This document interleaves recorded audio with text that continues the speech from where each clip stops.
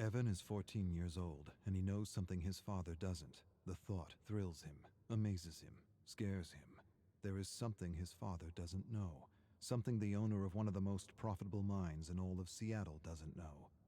His father manages his workers with an iron fist. No, not an iron fist, brass knuckles. He calls them maggots, groveling maggots. He's about to discover he's wrong. They're more than maggots, much more. They're men, and men working together can bring change. One of these men is inspiring others to take their lives back. If they can stand together, maybe, just maybe, they can bring in the union. With the union, they'll have rights. More than rights, they'll have dignity, freedom, time to spend with their friends, time to spend with their family, time to be human. Evan knows something his father doesn't know, and he feels empowered. Evan's father thrusts him to the ground, calls him weak, tells him he's got to stop being so nice to the maggots, stop talking to them, stop helping them, keep them in line, break them, let them know who's boss. If you give them an inch, they'll take a yard. They're just using you. Evan knows better than to say anything. His father punched and broke his jaw last year when he showed weakness. This year, he'd rather not sip dinner through a straw. This year, he holds back, bites his tongue. He wants to tell his father about the union, but doesn't. He feels ashamed, torn between his loyalty for his father and his friends.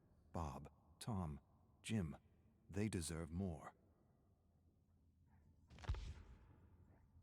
Evan enjoys creating something from nothing. He's not an artist, but he enjoys sketching, and he hides his sketches from his father.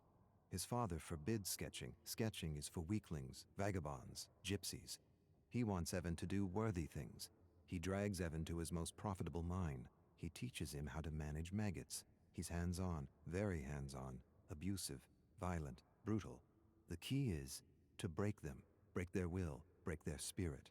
Once broken, a human is a tool that can be wielded to do anything. Broken. It's what he did to his mother. It's what he's doing to him. But Evan still sketches.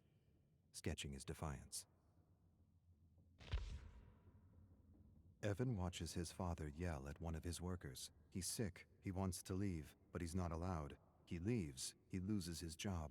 Evan feels for the man, wishes he could do something for him. He wants to tell him things are going to change. The union is coming. The union is coming, and with it a good wage and fair working hours. But the man's lungs are black and his stomach is rot. Too much stress, too much acid, not enough sleep. He collapses. His father doesn't care, kicks him in the gut. Tells Evan to drag him out of the mine. Evan drags him out. For a moment, he feels disgusted at the man's weakness and wants to put this maggot out of its misery. He's becoming his father, and he's not sure if that's a bad thing. Evan's father forces him to set a bear trap in a dark forest. His father's obsessed with hunting bears, always has been, always will be. He tells him the story, always the same story. He doesn't want to hear it, but he will. His father was hunting with his brother when they ran into a grizzly bear. The bear tore his uncle's arm off and bit into his head. Evan's father jumped on the grizzly's back, stabbed the bear endlessly, killed the bear, ripped open its stomach to retrieve his brother's head, carried his brother's mutilated body 10 miles to their family estate. This time it's 10 miles, last time it was 5, his father grins. The story is changing with every telling. Sometimes Evan wonders if there even was a bear. Evan's inspired in a way he's never been before. Furiously, he sketches his father in a bear suit killing his uncle. He never met his uncle, but he's seen pictures. His uncle was a philanthropist, a bleeding heart, disloyal. He would have run the business into the ground with proper wages and all that socialist crap. That's why he had to go. Evan doesn't have proof, but he knows. Deep down he knows his father murdered his uncle, tied him up, left him for a bear. There was no knife, no fight, no honor, just a terrible death for a disloyal worm. Evan suspects all this, and yet he doesn't feel disgusted or ashamed. He feels something else, something he's trying not to feel, something he won't admit to himself. Evan looms over his father's bed and watches him sleep. He hates and loves him at the same time. Sometimes he wonders what his life would be like without him. He owes him so much, and yet he's miserable and alone. He raises a massive gray stone and holds it there for a long minute that feels like forever. He could be free, truly free. But he can't. Not like this. He could free himself in other ways. Accidents happen, hunting accidents, mining accidents. He could lure him into the bowels of the mine and ignite a stick of dynamite. No way he'd survive. But despite it all, Evan can't do it. His love is bigger than his hate. He owes him too much. Evan sketches his father in a bear suit drowning his mother. He never believed his father's story. Something didn't feel right. His eyes, his grin, his lack of empathy. She was pulled into a current and never seen again. His mother. She was beautiful. Blonde hair, blue eyes, fun, full of compassion. His opposite. She didn't just go out to swim one morning and never come back. She was getting in his way, and no one gets in his way. Not even family. Especially not family. Obedience or death. Evan's tired of obedience. Yes, he's loyal to his father, but he's also loyal to his friends. They talk to him, encourage him, think he's a great artist. He has friends. He's never really had a friend. His father wouldn't allow it. Waste of time. They're using you. Yes, he's loyal to his father, but he's also loyal to his friends. They deserve better. Evan's father stares at him across the dinner table. He knows.